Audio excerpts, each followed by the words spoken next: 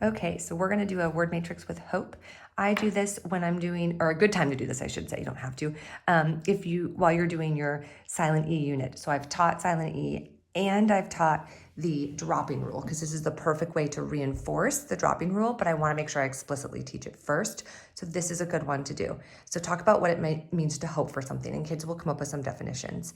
And then you're going to ask for words that use the word hope.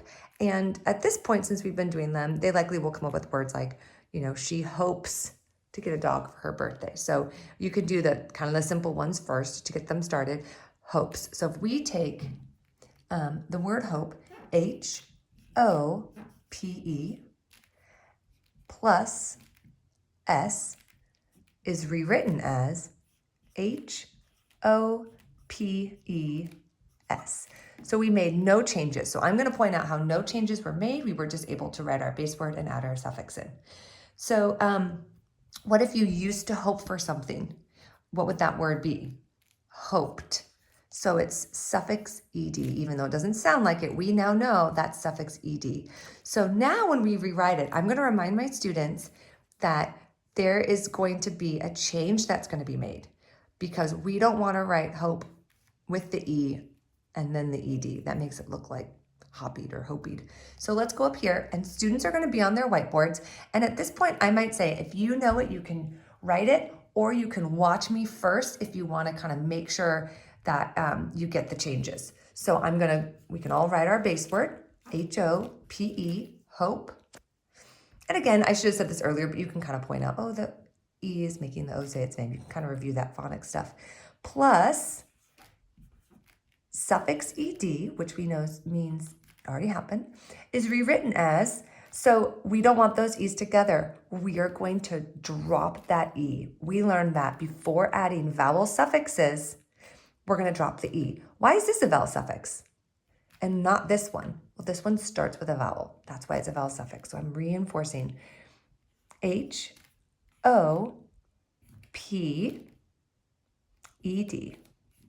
So H-O-P-E, we're going to drop that E, plus E-D is rewritten as H-O-P-E-D, hoped. And I'm going to point out how that dropping rule makes sure that we only have the one consonant between the O and the vowel suffix. So now, if you really want something, you are hoping for it. So we have learned ing. I don't need to prove it because we've already learned it. So hoping. I'm going to do the same thing. I'm going to do it a little bit faster this time because I think you kind of get the point on this. So is rewritten as, I'm going to come back here. I'm going to say, oh, look, vowel suffix, silent E. I think it's just a great way to visually show them, oh yeah, that's why we write it like this. We don't want it to look like hopping.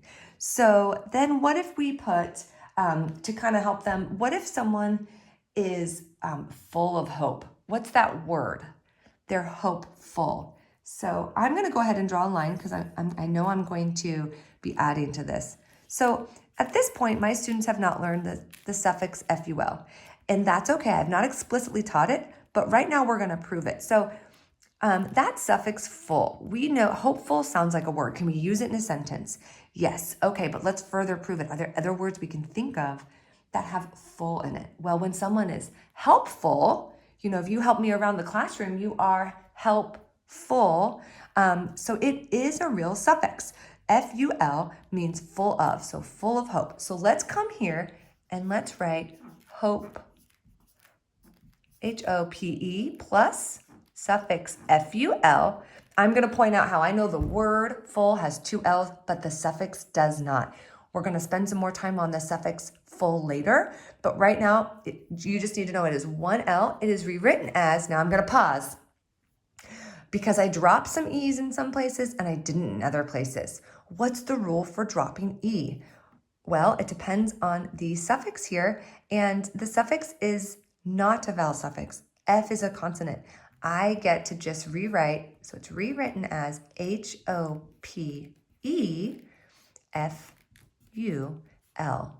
So now I'm going to write, oh, yeah, so I did that, hopeful. Now I'm going to be like, what's the opposite of being hopeful? Is actually hopeless. To be hopeless means that you have no hope.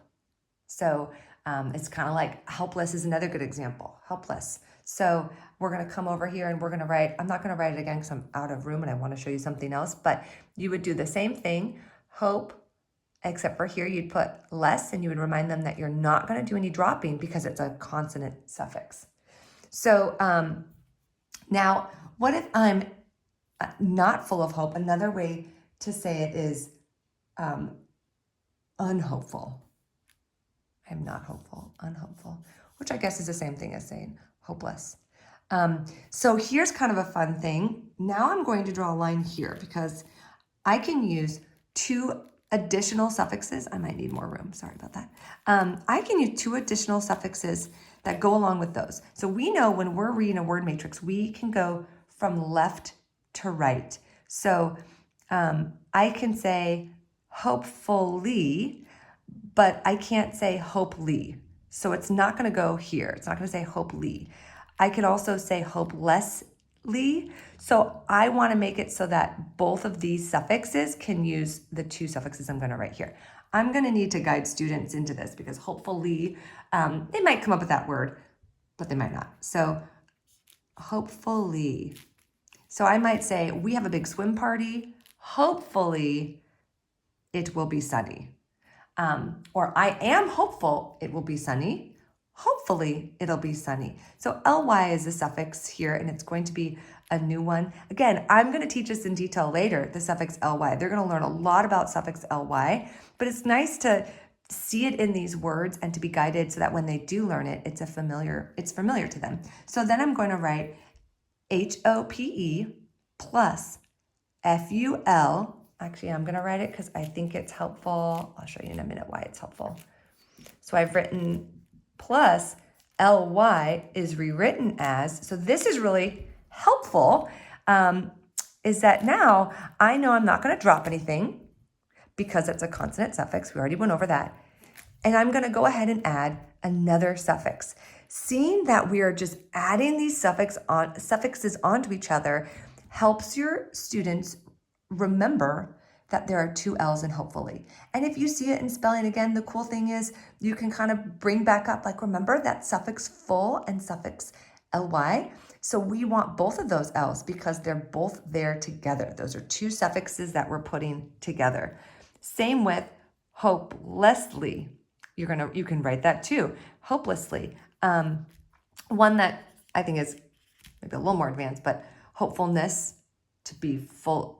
That one's kind of tricky. Let me think if I can think on the spot of that in a sentence. She feels hopefulness or hopelessness. There's a feeling of hopelessness. So you can build that word, and that's exciting for them because it looks like this enormous word that, oh, I could never read or spell that word. But you're like, yes, you can, because you can remember it in chunks. Hope, lessness. So anyway, I hope that was helpful. A great way to integrate morphology with your phonics and also review some of those suffix rules and introduce new vocabulary.